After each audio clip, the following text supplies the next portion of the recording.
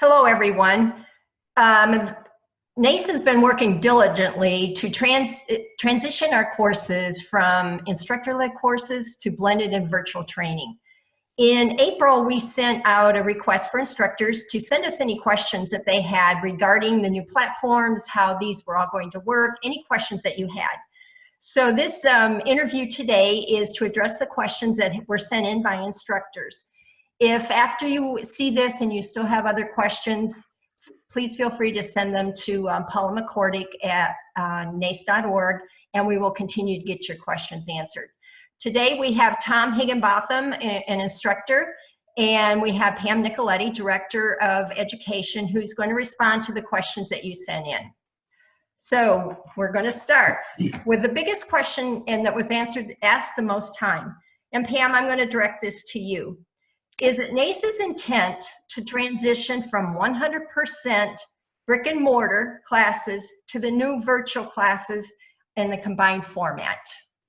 Yeah, so it's a great question. And the answer is absolutely not. We would not transition 100% to the virtual classes. Different learners have different learning styles. They learn differently. And so this is just another option within our toolkit to allow us to continue to address student needs where they're at and how they learn. So will the virtual training go away? No, it probably will not.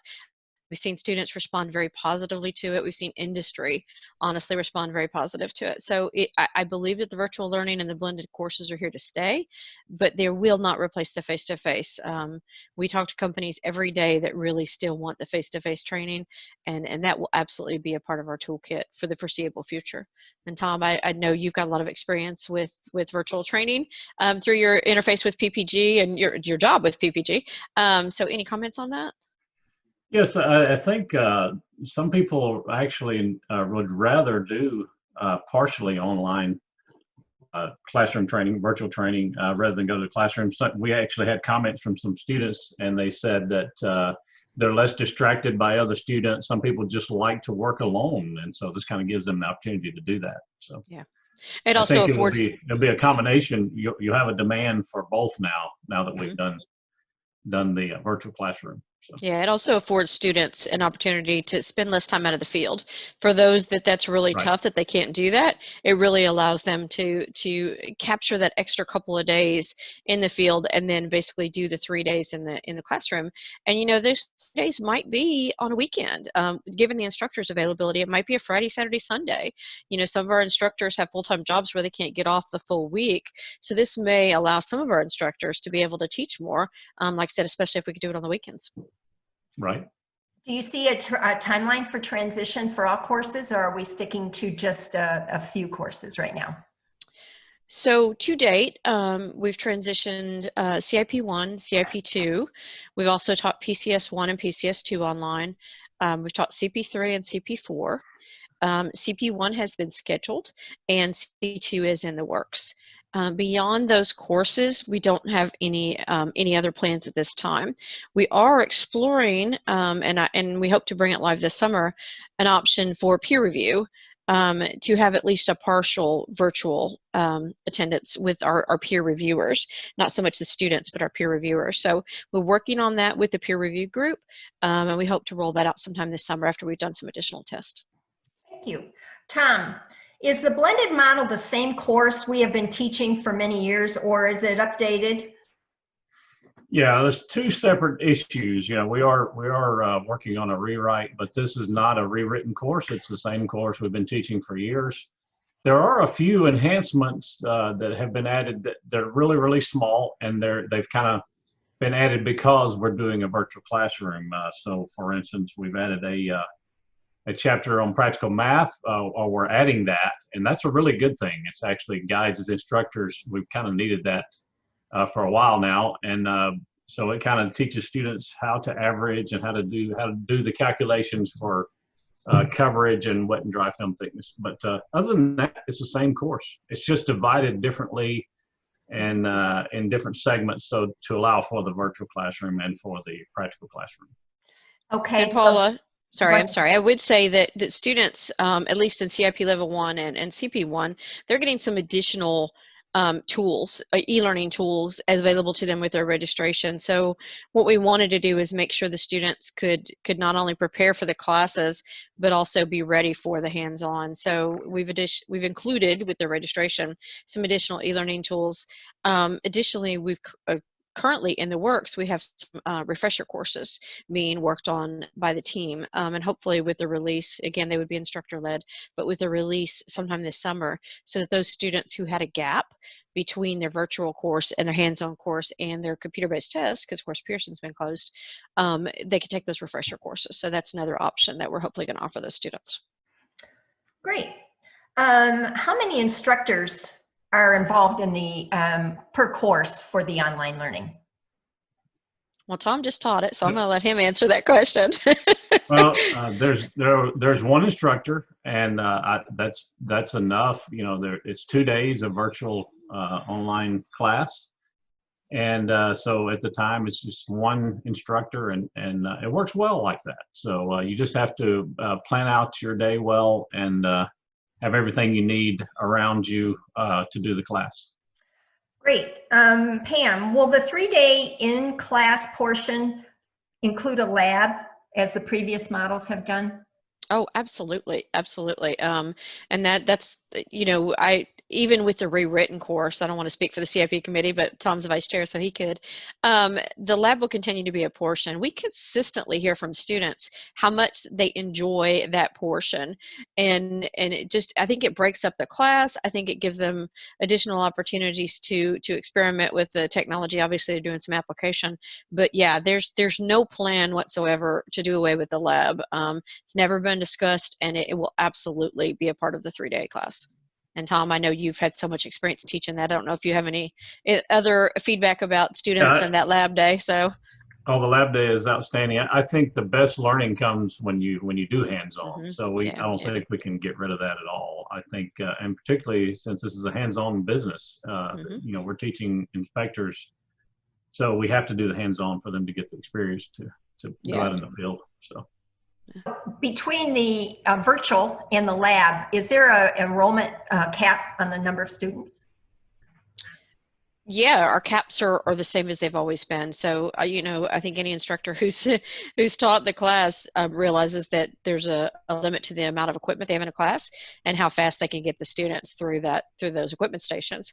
So the cap is the same as it's been. It's 24 for CIP. For CP, it'll be 18. Unless there's a third instructor, and then it would be 24. And the other limits on the other courses remain as well. So it has not changed.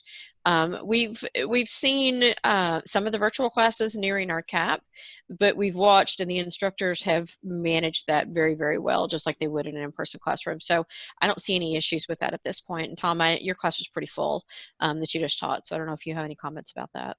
Yeah, we had about 22, I think, in my class, and it went well. You know, the thing is, you want to be able to see all the students, you know, and see it, particularly the ones that have the cameras on. Mm-hmm. And so you want to kind of have enough room on one of your monitors to be able to see all the students and try to keep them engaged. Yeah, so. Yeah.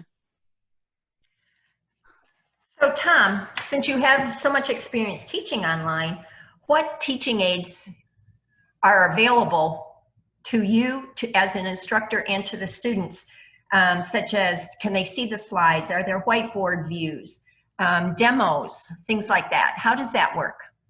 Yeah, so that's a really good point, because I think you really have to keep your students engaged on an online class. So yes, they can see the slides. The slides are the same. So for me, I like to draw. So to try to point things out. So I'll underline things on the slide. And I've been doing that with a mouse, but we can get these whiteboards now, and you can actually hold a whiteboard and draw on the whiteboard and draw pictures and different things. So you can, really show things and show diagrams of things on your whiteboard. Because I know we all do a lot of diagrams in the instructor face-to-face classes. And so you can actually do that with a whiteboard also. And then I take the pen for the slides. PowerPoint has a pen that you can underline things that are important, and I like to do that. And then also when I talk, we don't really get into equipment, but when I just talk about it, I'll actually hold it up, a piece of equipment up to the camera, an inspection instrument. I have inspection kits, and I'll hold it up to the camera just to give them a visual of it. Although we will be teaching it in the actual hands-on portion. So, and you know, you got to have your tea here. Let me see my tea and water. Have all the things around you to survive. Yes. Hydration, Yes. hydration, hydration. Hydration. How about And Paul, oh, I'm sorry. Paul, if I could just add to that quickly, I'm sorry. So technology, you know, when you're doing a blended course, technology is probably the most important tool that you'll have. And so, you know, we want to explore the technology. We want to make sure it's effective for instructors and students. And so our intent is to support instructors in this. So in some classes, it's going to require a higher definition camera. And if we're going to ask you to teach that class, then we're going to support it, you buying it. NACE International will pay for that for the instructors. Same thing, Tom just talked about whiteboarding. So, you know, if we ask you to get a tablet so that you can whiteboard because your class involves a lot of whiteboarding, we're going to support that effort as well. We want the student and the instructor experience to be as good as it possibly can be with the technology that's available to us. Tom and I both have customized our logos behind us. So you see the NACE International logo behind me and the PPG logo behind him. And that's just another thing that we're starting to explore with. So there are a lot of tools available to us. And with technology, you know, the evolution of technology, you'll continue to see the classes evolve as well. So thank you. Tom, how did you handle quizzes then during the class? So the quizzes, what they've done is they've combined the quizzes into 2 quizzes during the virtual classroom, which would normally be about 3 or 4 quizzes. They've combined them into 2. So what we do is on the first quiz, the students have the quiz in their books as well as the answers. And so I asked them to do the quizzes on their homework after the first day. And then we go through and see if anybody has any questions on the answers. And then on the second day, during lunch, I gave them a little extra time, 30 minutes extra time to do their quiz at lunch. And we went through the answers after lunch. So just to make sure, you know, they understand the correct answer and why it's the correct answer. So. Okay, Pam, this question's for you. If we have these classes internationally and English is not the mother language, are we using instructors to teach in those languages? Yeah, so far we have. We've had classes in China. We've had Australia, obviously they speak English. And we're looking at classes in Spanish. You know, for some time we've been recruiting instructors around the world, trying to get more instructors in local areas. And while we see a lot of value to sending Western instructors into some areas, and that will continue for the hands-on portion, it makes a lot of sense when you're doing a lecture portion that's native in that language. And so like I said, we've done a class in China. It was led by a Chinese instructor. Got another one happening this weekend actually in China. So yes, we are using instructors in those languages just because it would be really hard to have a translator on screen virtually and doing that. So the courses of course are translated and so we'll continue to do that. So what material do the students receive before class? So, and I'll be interested to hear Tom talk about how his students use this in his class. So the students receive a digital copy of the manual, as they always have, so they can literally log on through their NACE profile and access the manual, the related standards, the things they would normally get in class. And then also for students who register in advance of the class, we're having our print on demand actually mail them a manual. Now the manual is split into 2 because the students don't need the full manual, and quite frankly I think it would intimidate them to send them the whole manual. So they're getting the virtual manual for the online course, and then when they get ready to take the hands-on portion, that will be a second manual. So they're going to have 2 manuals going forward for the class. And Tom, like I said, I know you just taught it, so I'll be interested to know how your students use that. Yeah, they many of them had the online manual and they were able to use it. Some of them, you know, some of them are still going to prefer the actual manual, but most of them navigated the online manual very well and enjoyed it and liked the fact that they had it. Just like we have some, just like we have some students that prefer face-to-face versus blended training, we have some students that prefer paper manuals to online manuals. So we want to give them both options. You know, for those that want it on the bookshelf, that's great. And for those that don't, they've got the digital copy. So they've got both, and they'll continue to receive both. That won't change. And that's been that way for a while now. It's not something that's new to us. The only thing that's new to us is mailing it to their houses. So that takes care of the questions that I had to ask you. I do have a list of student experiences that came in on the surveys. As each virtual class ends, we do send out a survey to the students, and it's using SurveyMonkey. So we give the students 2 weeks to respond to all those, and our response rate's been pretty good. I have one class that had a 75% response rate. Wow, that's fantastic. And select reviews. I just want to share a couple of those real quick with you. One student said, I do not retain information as well from a classroom setting as my mind wanders. At home, I can maintain focus because I can control my surroundings. No clicking of pens, no smells from strangers. Less distracted, more focused. I believe you can choose a place in your home. So all the comments have been really positive. Tom, do you want to address when they have questions during class? How do you handle the question and answer periods? Yeah, so I think it's real important, and I tell all the students up front that because it's a virtual class, I want everyone to respond. And if you don't, then I'm probably going to call on you. So I'm going to call on everybody. So I had everybody read something, and they knew it. So where you normally in a classroom, you wouldn't necessarily do that. And you don't get as much of that body language feedback, but you try to get it through the little boxes where the ones that have cameras, and they actually ask questions verbally. So I'll ask for questions. If it gets real noisy, you have the option to mute everyone at the same time, and you can tell them, I'm going to mute you, and then you can unmute them when you ask them a question. So what I did and what I would recommend doing every so often, stop and ask a question to the students and give them time to answer. Be silent and give them time to answer the question. So, and then the ones that are not ever answering, then I'll actually call on them. So that's great feedback, Tom. Great feedback. Yeah, it's the management of that digital classroom show. So Tom, I'm going to ask you one more question before we close. For new instructors who have never taught virtually and are a little uneasy or a little nervous about doing so, do you have any words of advice or wisdom for them? Well, you're teaching the same material, but it's different in that a lot of instructors are so keen on that verbal or that body language feedback. You have to block that, get rid of that from your mind and say, okay, I'm not going to get the feedback, but I'm going to have to engage my students at the same time. So just giving the material and then every now and then allowing the students to respond, I think is the main thing. And it doesn't take a long time to get used to that when you're doing it all day. So I would say at the end of the first day, you're a pro, Thank you. Pam, do you have any closing remarks?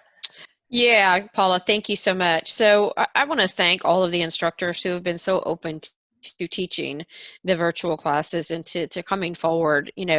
Obviously none of us planned on this, and it just happened. It didn't just happen, but it's a pandemic, I guess, so it happened. And it's given us an opportunity to address learners' needs in a different way. And while we didn't plan on this, I will say it's been very successful. As Paula's commented, the feedback from students has been so much more positive than any of us could have hoped for.